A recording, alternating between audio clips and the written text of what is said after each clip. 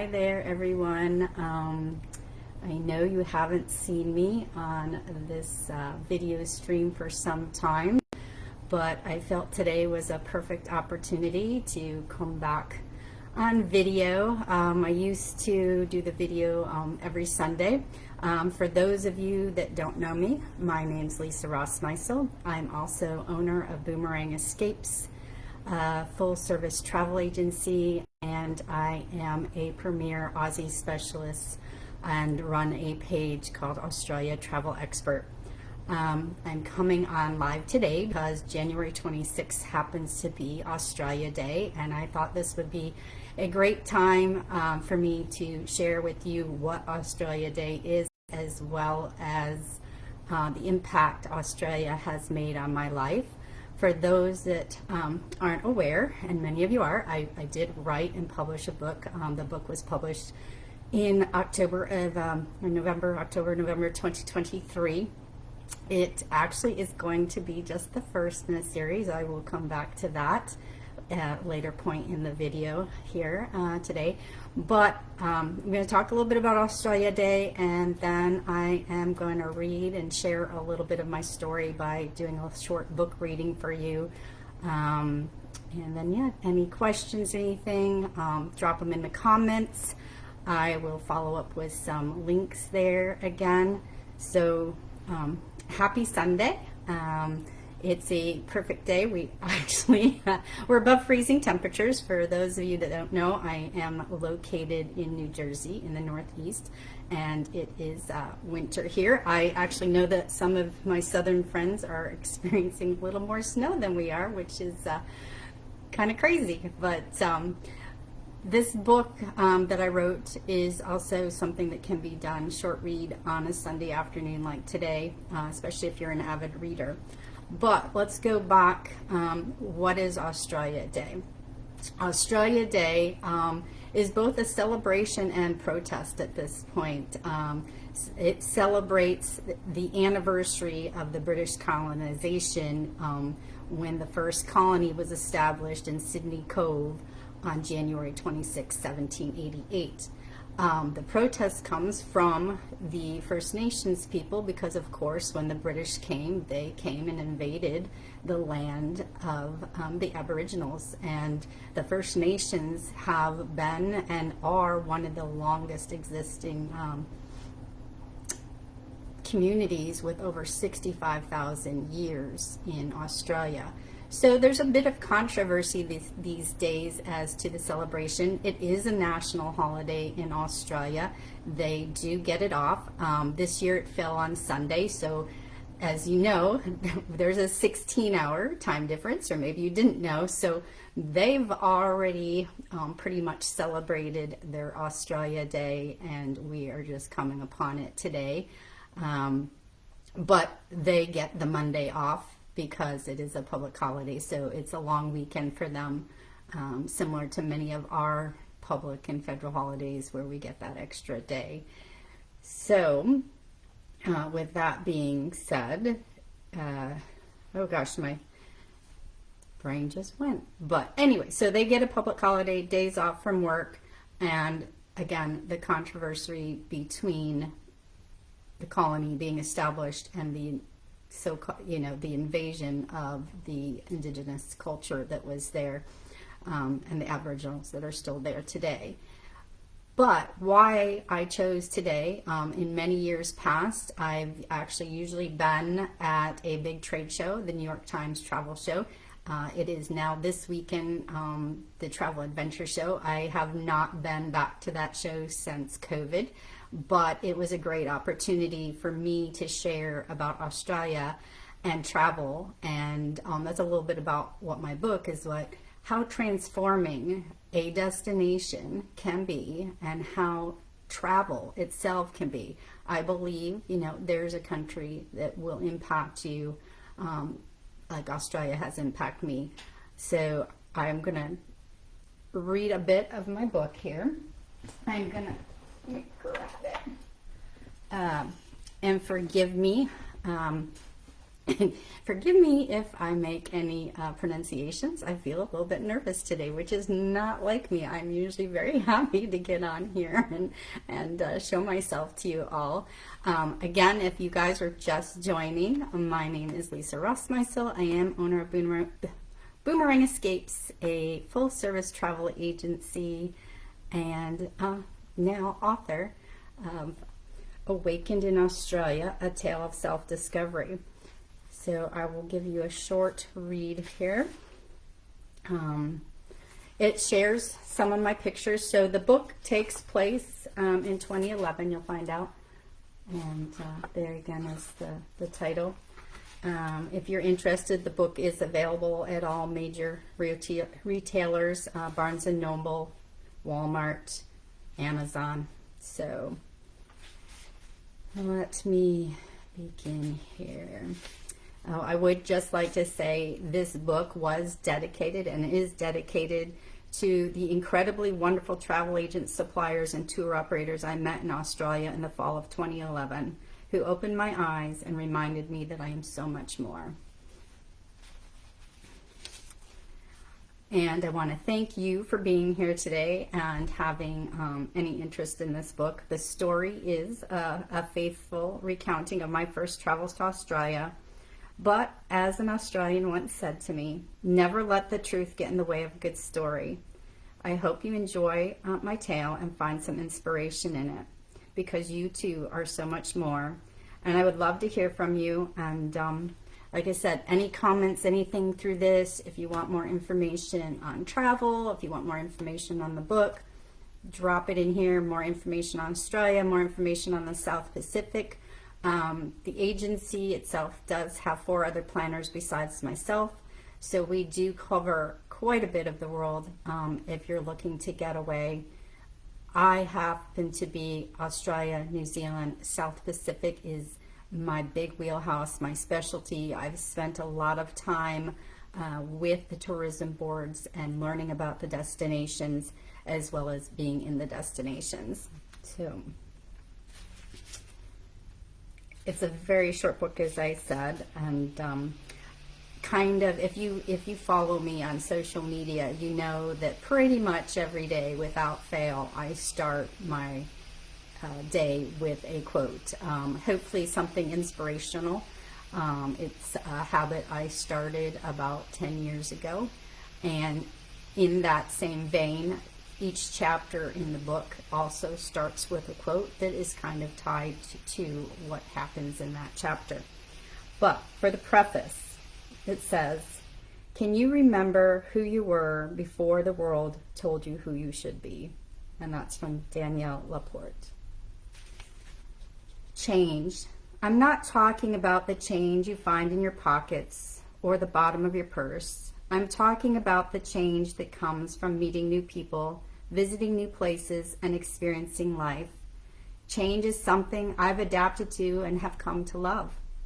Change created the wanderer that I am today. From a very early age, I moved not just from city to city, but from state to state. To date, I have moved 22 times within 10 different states. My childhood moves were a result of corporate society at the time. If someone did well, they were promoted and moved, and my father did well. Each move gave me new people to meet, new areas to discover, and new experiences to shape me. In 2003, I landed in Bartlett, Tennessee. In 2008, my wandering soul led me to take a job at a local travel agency. I had stopped moving, but my need to explore and discover had not. What better way for me to continue to learn more about the world than to create leisure travel packages of all kinds for clients? I love learning, so I dove into whatever seminar, webinar, or educational program I could find that would increase my knowledge of destinations. My primary focus was Australia. For as long as I can remember, I felt a love for Australia, its wildlife, and its culture. I discovered Australia Tourism Specialist Program in 2010 and went to work. In 2011, I became a certified Aussie specialist with them. That same year, I would be invited to go on a familiarization trip to Australia. a journey that would forever change me and my life. When I landed in Australia in the fall of 2011, I realized that dreams really do come true. I soon discovered so many other things about myself thanks to the experiences I was exposed to and the people I met. Who knew a destination could be so compelling? That trip literally brought tears to my eyes and also resulted in the birth of Boomerang Escapes in 2013. The prologue. Everybody has a finite amount of energy and limits to what he or she can do. Listen to your body. It will talk to you if you're willing to listen. Phyllis George. It was 2011, and my body had finally reached its limit. The perfect me, the hand raiser and overachiever, was hit smack in the face with the fact I simply could not keep going at the pace I was going. I also couldn't keep doing all the things on the outside to make it seem to the world like all was good on the inside. Sadly, I was in a marriage that had been in a slow decline. Although everyone thought we were the quintessential Barbie and Ken, the truth was that our home life was becoming unbearable. The hours I poured into being what I thought was the best wife and mother possible were taking their toll. I was the mom who was everything to everyone but herself. With 3 kids, I needed to not let any of them down. So I was the teen mom, the dance mom, the religious mom, the home mom, the taxi driver mom, the working mom, the mom who went to almost every game, recital, or event, you name it, I was there. At least when my Wonder Woman style, metaphorical, invisible jet would allow it. I had become so caught up in trying to be everything to everyone that I had lost myself. It wasn't until my body cried out, "You need to stop," that I was willing to listen. By August of 2011, I had reached a point where I couldn't even open my mouth wide enough to bite into a sandwich. I had also lost the ability to turn my head entirely left or right. That's when I referred to a specialist for TMJ, temporomandibular joint dysfunction. It's a mouthful. It turned out that when I stressed or overwhelmed, I clenched my jaw. I don't grind my teeth. I put them in gridlock. The years of not taking care of myself and instead catering to everyone else in my life had finally shown themselves. My doctor had to create a splint for me to wear at night, and I had to learn how to go from being a side sleeper to a back sleeper. I was put on anxiety medication and started doing physical therapy 3 times a week for 6 months. When I began treatments, my therapist said, "You need to find ways to relax." During this time of need, the call would come that would ultimately change my life and bring me to you. Chapter 1, A Dream Comes True. Go confidently in the direction of your dreams. Live the life you have imagined. Henry David Thoreau. Australia. To this day, I cannot pinpoint the exact moment that made this place so important to me. All I know is that I've been in love with Australia as far back as I can remember. Was it a visit to a zoo, or seeing a movie, or watching a show? Was it reading Rabbit and His Friends by Richard Scarry?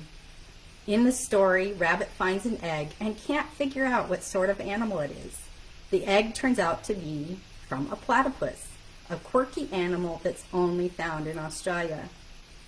Starting as far back as my elementary years, everything I wrote, read, and reported on revolved around Australia. I was and still am captivated by koalas, wombats, kangaroos, and the outback in general. Some would say I have an obsession. Others would call it a passion. Koalas are my absolute favorite living creature. I have quite the collection of koala items, including some of my favorite t-shirts. You'll still see me wearing them today.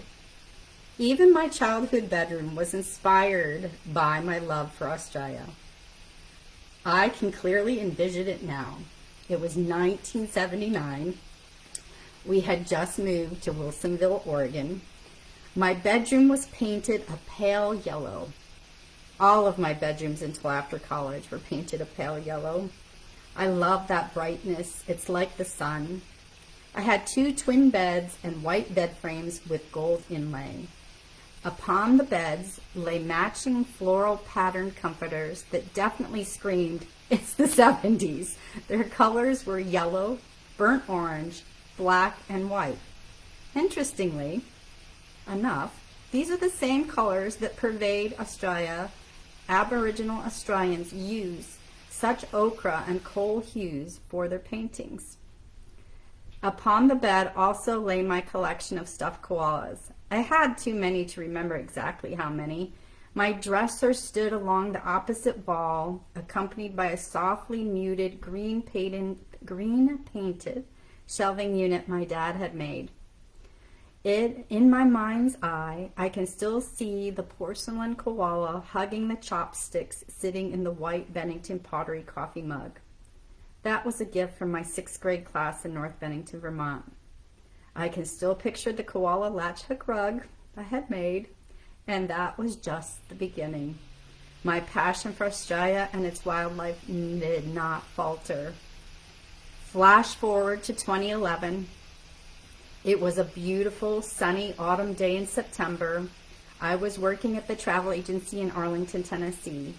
My desk was positioned in the front of the office looking out on the historic Depot Square. I was wearing brown velour pants and a jacket set. Funny, the little things you remember. And then the phone rang. As the owner answered it, I felt like something was running up my spine. All of my hair stood on end. Have you ever experienced one of those moments when you know who's on the other end of the line? Somehow I knew the call was for me. Then the owner said, "Lisa, are you an Australia specialist?" I turned around to face the back of the office and answered, "Almost. I just have a few lessons to complete." That training was exactly what the person on the line from Travel Leaders, our consortium, wanted to speak to me about. The owner transferred the call to my desk. And just to let you know, Travel Leaders helps agents and agencies with marketing, training, technologies, and supplier negotiations, among other supports that would be otherwise difficult for individual advisors, agencies, and even host agencies to develop on their own. So that's something that most travel agencies belong to. That would be what a consortia is. "Hello," I answered. "This is Lisa." A woman's voice sounded in my ear. "We would like you to travel with Qantas Vacations on a FAM trip to Australia in October," she told me. FAM is a familiarization trip, an educational trip organized exclusively for travel agents by travel businesses such as our tour operators. I didn't hesitate for a moment. Mind you, the travel dates for October were less than a month away. I needed to complete the training modules, and I had to let my husband know that I was going to be gone for 2 weeks at the end of October, and that he would have to handle our 3 children's schedules, which wouldn't be easy, seeing they were 11, 13, and 15 years old, and they all participated in a variety of sports. As I mentioned, the Wonder Woman jet. I had never been away more than a few nights, let alone gone across the world solo. Still, I didn't hesitate to say yes. Australia, a place I had been dreaming about seeing my whole life, had just been delivered to me, and as they say, when opportunity knocks. So,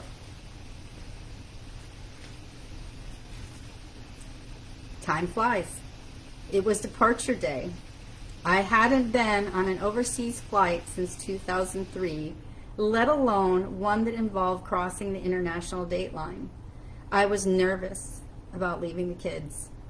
I left behind pages of instructions and printed out a color-coded day-by-day calendar of all their activities for my husband. Still, nerves aside, the excitement of the trip was overwhelming. I boarded the Delta flight from Memphis, a lovely 6 a.m. flight, but it was the only direct flight going from Memphis to LAX. I took my spot in the window seat on the plane's right side and was joined by a lovely retired couple in the seats to my left. Have you ever noticed how often the husband gets the middle seat instead of the wife? That was what was running through my mind. I've always found it odd that it's the smaller of the two and that it's usually the woman that doesn't end up in the middle. The plane began to taxi. Soon we made our turn onto the runway. The plane gained speed, the nose started to lift, the wheels retracted, and up into the air we went. The pilot announced that we would arrive 26 minutes ahead of schedule. Lucky me. Now I would have more than 8 hours in the international terminal before the connecting flight. The couple sitting in the row with me struck up a conversation that helped me pass the time on our 3-hour flight. They were on their way to a Hawaiian cruise that would be followed by a stay in the islands of Tahiti. Last year, they told me, they had spent a week in Maui. Several vacations ago, they had visited Sydney, the Great Barrier Reef, and New Zealand. I was even more excited about my trip after hearing about their travel adventures from down under. We landed at LAX as early as the pilot had predicted. I had to retrieve my bags and make my way over to the international terminal. No rush, as I now had even more extended layover before connecting with the rest of my group and boarding our Qantas flight to Sydney. Side note, I have since learned different ways to avoid that 8-hour layover. But I found the Delta baggage claim and eagerly waited for my bag to come around on the carousel. It would be easy to spot. I had bought a new set of bright purple luggage at Kohl's since the bags I'd received as a high school graduation gift had made their way into a yard sale while we were living in La Crosse, Wisconsin. That had been about 10 years into my marriage. I spotted my bag, pulled it off the carousel, and proceeded out to the sidewalk.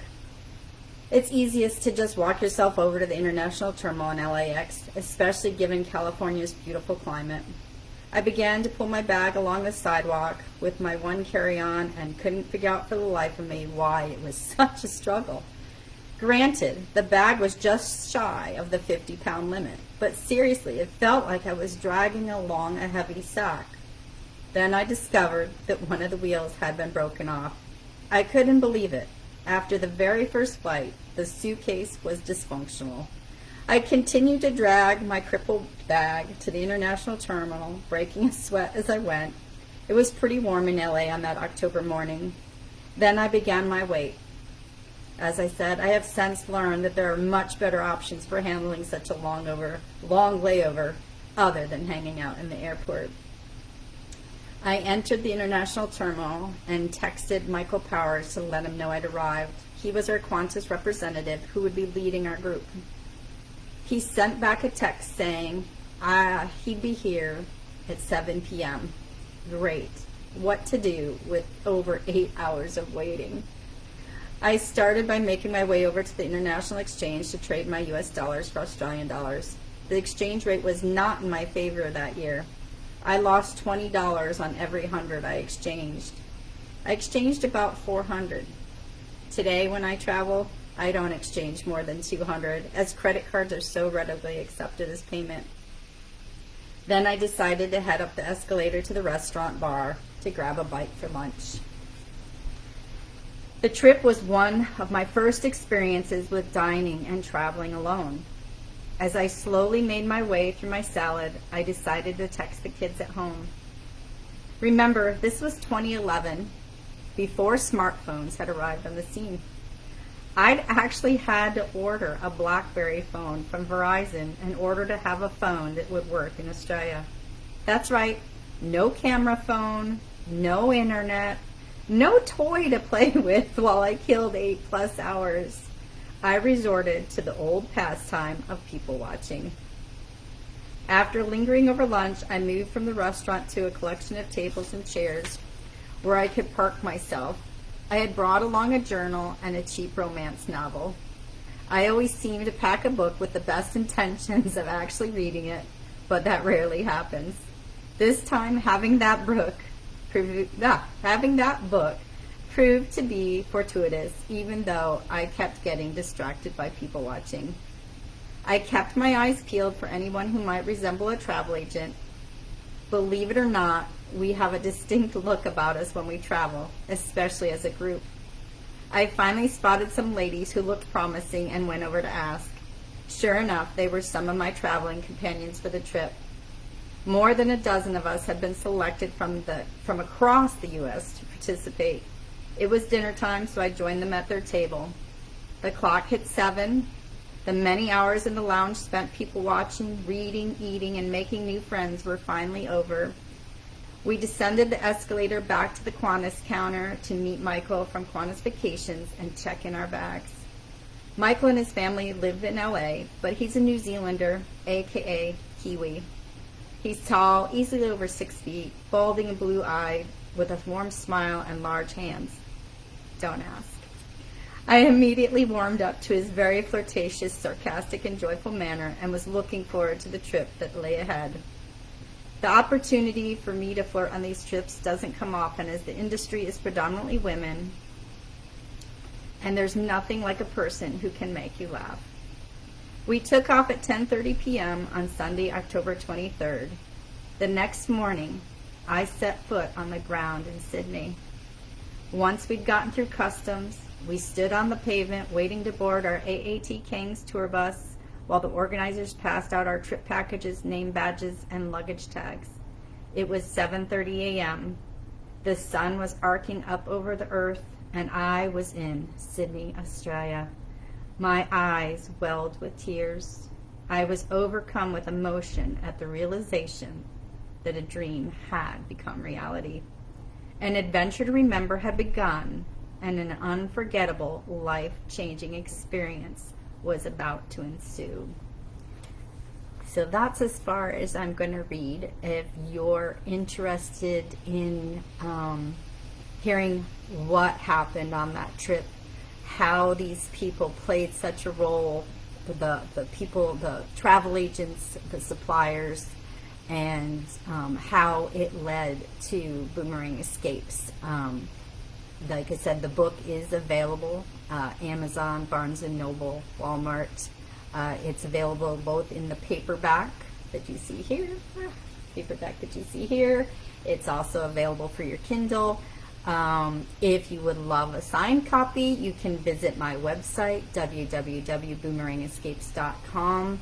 And if you go to the tab that says Our Story, you will find the tab for Awakened in Australia. Also, something else that I just recently put together, I just started up an Etsy store. I've got a few products over there. One of them is sort of a DIY Awaken Your Dreams travel starter kit. It does have a little bonus PDF of the book with it if you want to visit. I, again, will drop links here in the comments. Shout out to my children who choked me up there as I was reading. Love both you, Colin and Greta. Thank you, thank you. You mean the world to me. Proud of you both.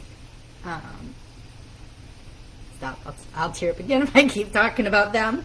But anyway, yes, so Australia is my passion. For those that you don't know, I also have 2 tattoos as well. That's another story. And as I mentioned, this is just the first in the Awakened series.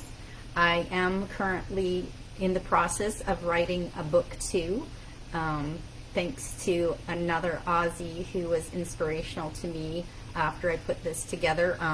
You can find his quote on the back, but his name's Andrew, and he suggested that I do a little series because, oddly enough, every time I travel to the country, there seems to be some impactful moment from the trip that then transpires into my life back here in the States. So then the next book coming out is called A Photo with a Queenslander.